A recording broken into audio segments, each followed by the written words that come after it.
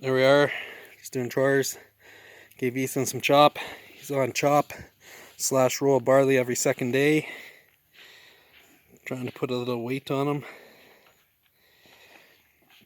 Because he is still just a long yearling or whatever. He's about, I don't know, 20 months old now. Something like that. So, anyways, he's enjoying his chop with a little bit of mineral mixed in.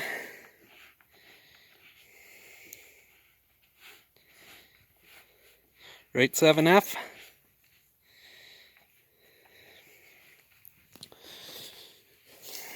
And then just checking his water. There's the goldfish. Oh, they were there. Where did they go? And they must have went back under the cover. So they're getting pretty big. They're about 3.5 inches long or so, maybe 4 would be pushing it. So anyways, it's pretty bright out, so the camera for some reason isn't focusing.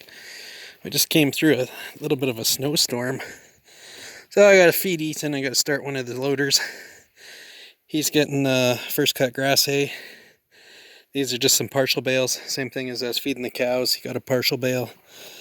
He actually got a partial bale, a second cut that was from the road field, and it was some grass I had missed when I did the first cut. So I didn't get close enough to the fence, I guess. So there's a 1/4 mile of grass, so I didn't want to mix that in with the alfalfa, so I just baled it, made a 2-foot bale or something.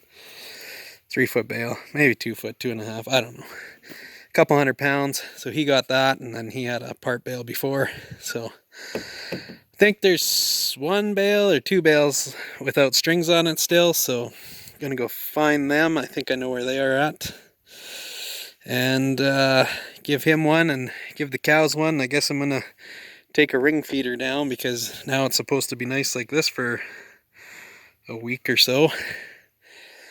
So anyways, get some of the chores done. It is still wet here. You can see the water laying in here. I just got him locked in the small pen so I can get in here with the tractor and give him a bale without him escaping, because occasionally here's the cows, which are clear across the quarter, so it's not quite 1/2 mile, but let's just say it's a 1/2 mile. And he'll stand at the gate and beller down to him, and they beller back to him. So I don't really want to give him a reason to sneak out of the gate for a reuniting. So I just lock him in the small pen here and then give him his hay.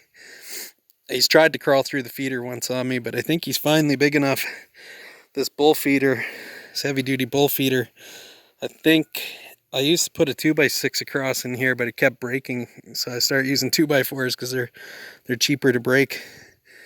I really need to just take some rebar or something and weld it in there, because rebar will bend without hopefully breaking all up like the 2x4s did. But that's one default on this bull feeder.